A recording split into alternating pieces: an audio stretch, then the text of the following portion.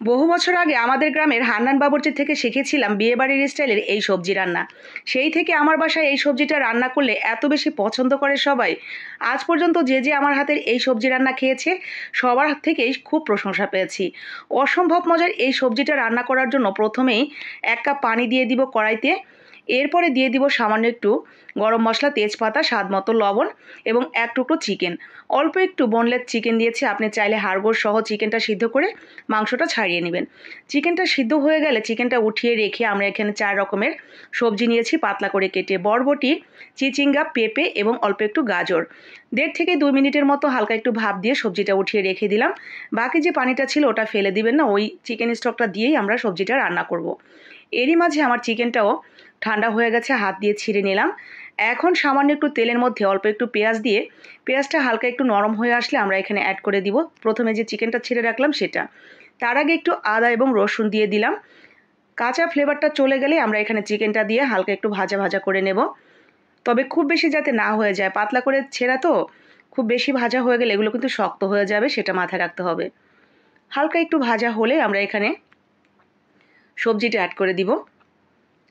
তো সবজিটা দিয়েও আমরা একটু নাড়াচাড়া করে সবজির গায়ে যে এক্সট্রা পানিটা আছে সেটা যাতে শুকিয়ে একটু ভাজা ভাজা হয় সেই পর্যন্ত একটু নাড়াচাড়া করে নেব। একটু কালো গোলমরিচের গুঁড়া দিয়ে দিলাম, সাদা গোলমরিচের গুঁড়াটাও দিতে পারবেন, তবে গোলমরিচের গুঁড়াটা অবশ্যই দিবেন। এই চিকেনটার সাথে মানে সবজিটার সাথে গোলমরিচের গুঁড়ার ফ্লেভারটা দারুণ লাগে খেতে। এরপরে যে সবজিটার পানিটা ছিল সেটা দিয়ে দিলাম। এখন সবজিটাকে আমরা কিছুক্ষণ সিদ্ধ করে নেব। তো পুরোপুরি যখন সিদ্ধ হয়ে যাবে বুঝবেন যে একটা উঠিয়ে ধরে দেখবেন যে পুরোপুরি সিদ্ধ হয়ে গেছে কিনা। ঠিক ওই পর্যায়ে চ্যাপচ্যাপা যখন পানি থাকবে একটু লবণ দিয়ে দিলাম, লবণটা কম মনে হলো। এখন দিয়ে দিব কর্নফ্লাওয়ার। ঘনত্বটা বাড়ানোর জন্য আমরা এখানে 2 চামচ কর্নফ্লাওয়ার ব্যবহার করেছি চা চামচের। আগে থেকেই জাল করা গরুর দুধ দিয়ে আমি কর্নফ্লাওয়ারটা গুলিয়ে নিচ্ছি। আপনি পাউডার দুধ গুলিয়েও এটাকে গুলিয়ে নিতে পারেন কর্নফ্লাওয়ারটা।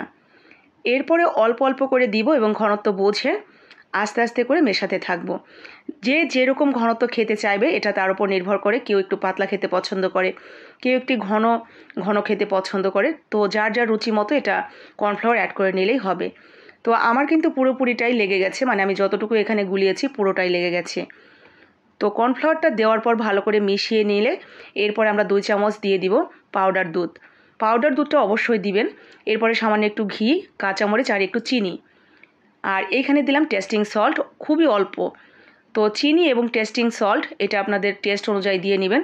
টেস্টিং সল্ট একেবারেই কম, মানে হাফ চামচের থেকেও অল্প। তো সব কিছু মিশিয়ে নেড়েচেড়ে নামিয়ে নিলেই খাওয়ার জন্য রেডি।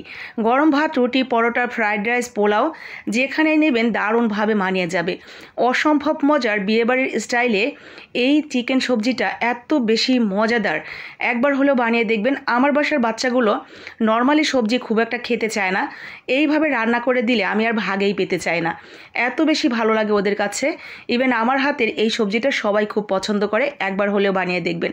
ভালো লাগলে বানাবেন, লাইক কমেন্ট শেয়ার করে দিবেন যাতে বাকি আপু ভাইরাও দেখে মনে পড়ে আর বানিয়ে নেয়।